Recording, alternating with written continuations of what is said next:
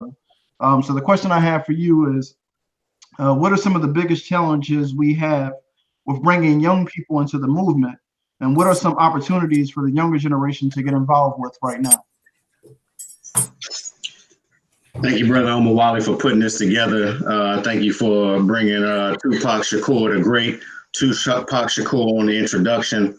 And thank you again for putting this together. My name is H.A. Jabbar, Brother Jabbar, Executive Director of Racial Justice Now. I'm the youth co-chair of the NCOBRA Youth Commission. I'm also the international chair of the Education and Information Committee for the Ethiopian World Federation. I'm a member of ASCAC, the Association for the Study of African American Life and History, and I'm also a member of the Association for the Study of Classical African Civilizations as well. I'm a 13-year member of the Nation of Islam, and I've been doing this organizing work since 2003 when I joined the Nation. Later started Racial Justice Now, founded the West Dayton Youth Task Force, working with young people, teaching them their culture and history in the great city of Dayton, Ohio. Later became the executive director of the organization my beautiful wife, Zakiya St. Cara Jabbar, co-founded, called Racial Justice Now. We work to end the school to prison pipeline. We work mainly around education issues. And we have a campaign to promote culturally relevant curriculum and culturally responsive schools. As a part of that campaign, I understand that like Carter G. Woodson said, we are and have been miseducated. We have not been told the truth. We've been told the opposite of the truth, that we are niggers, that we are less than. You know, our hip hop music, our hip hop culture has been hijacked by people like Sony and other large entities that drive home the point of the negative genocidal efforts that they support. And so some of the greatest challenges, I would say, is that miseducation. I would say another great challenge is the counter intel pro. We have to study that. J. Edgar Hoover, the wicked, the evil, the devilish myth that he practiced. J. Edgar Hoover called himself, I believe, the Daffodil in the movie. It's a great movie. Check it out. Leonardo DiCaprio, that'll give you a bit of a look at it. J. Edgar Hoover, the wicked, the evil, anti-black, anti-demon, anti-God type individual. He was a demon. To hell with J. Edgar Hoover and his counter-intel program. He locked up our fathers. So a lot of us from this hip-hop generation, I'm 40 years young. I was born in 1978, right around the time when hip-hop was really getting started to become the culture and the movement that it is the #1 selling music in the world. And so Counter-Intel Pro did all that they could to combat the rise of the Black Messiah, what they considered the Black Messiah, the rise of any Black leader. They murdered Malcolm X. They murdered Martin Luther King. You know what I'm saying? All the strong ones, all the ones that had the ability to organize Black men and women. You know, they locked up our fathers. They locked up, they put cocaine in our neighborhoods, crack cocaine in our neighborhoods, and then caused the economic conditions to make us want to sell it to each other. And then they locked us up for it. They locked our fathers up for 10 and 20 years, you know. And so they caused all these issues through social engineering, devilishment, man, straight up devilishment, wickedness, evil that they practiced against us, which is why we need reparations. But we also need the truth. Reparations need to come in the form of an education. We need the return of the knowledge that they've taken from us. So those are some of the challenges. Another challenge is it's not a microwave type thing. It's a process. My Baba Greer, Baba Kamal in the city of Dayton, the Africana Elders Council in Dayton, shout out. He would always tell me in regards to politics, it's a process. So you go through a process. It doesn't happen in a microwave. You don't go through the drive-through and pick it up. You know what I'm saying? You can't pop it in and get it back like that. You know, it's a process. And so NCOBRA has been in that process since the 70s, man. And so we're standing on the shoulders of those that have struggled.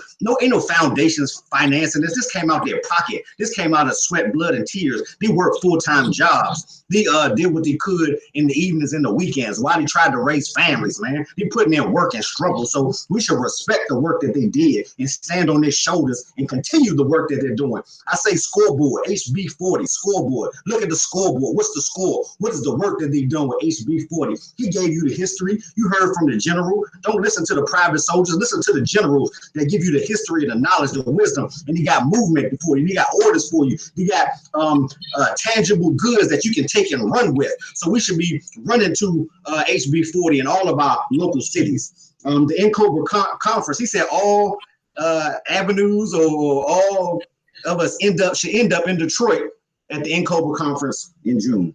That's a great opportunity. One of the most significant opportunities where we have, and it's very timely. NCOBRA Youth Commission has supported the Ethiopian World Federation, which was started by His Imperial Majesty Haile Selassie. NCOBRA Youth Commission has supported the international movement for Black Students United.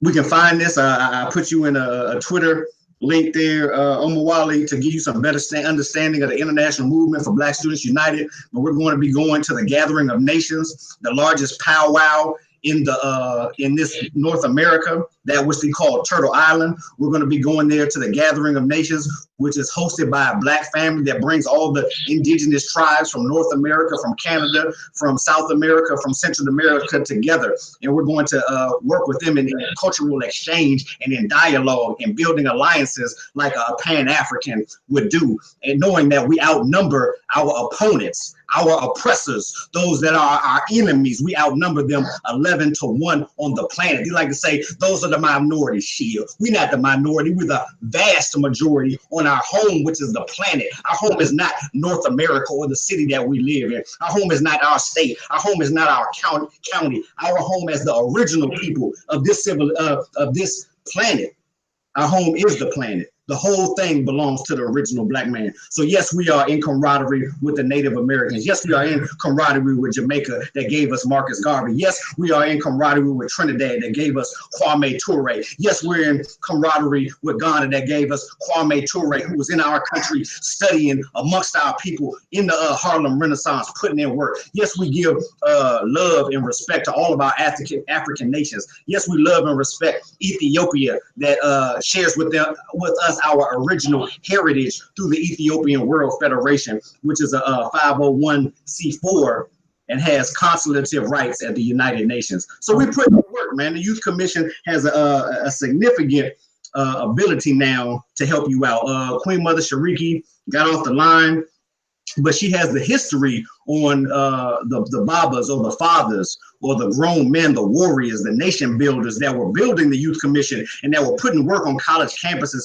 for years and years and years, and then transitions. So it's up for us, the hip hop generation. Again, I'm born in '78. I'm like an elder to the hip hop generation. So it's up to us to pick up the mantle and put in the work and not talk about what's on Twitter or what's on YouTube. Let's get out in the streets. Let's get out in the highways and the byways. Let's get on the college campuses with the international movement for Black Students United. Let's get together in Detroit at the conference of NCOBRA that the Honorable Minister Louis Farrakhan and the Nation of Islam has supported. He's the last man standing, not sold out, not bowed off, and he's back in NCOBRA. You've seen the picture with Cam Howard. If you haven't, go to NCOBRA, I believe it's NCOBRA 40 at Twitter. If you haven't seen the picture, go to see the picture that the Godfather, the OG, the triple OG, the Honorable Minister Louis Farrakhan, the one that brought you the Million Man March in 1995 that you don't tell you anything about in your textbooks. He, the triple OG, put his word on NCOBRA. He vouching for NCOBRA, so I'm rolling with the triple OG, the Honorable Minister Louis Farrakhan,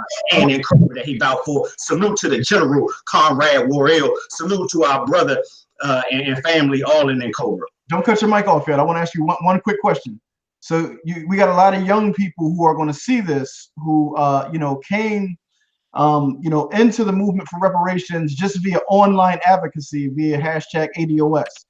To those young people who may want to be committed to actually do this grassroots work to obtain reparations for our people, what's one piece of advice that you would give them to get them started in grassroots advocacy for reparations?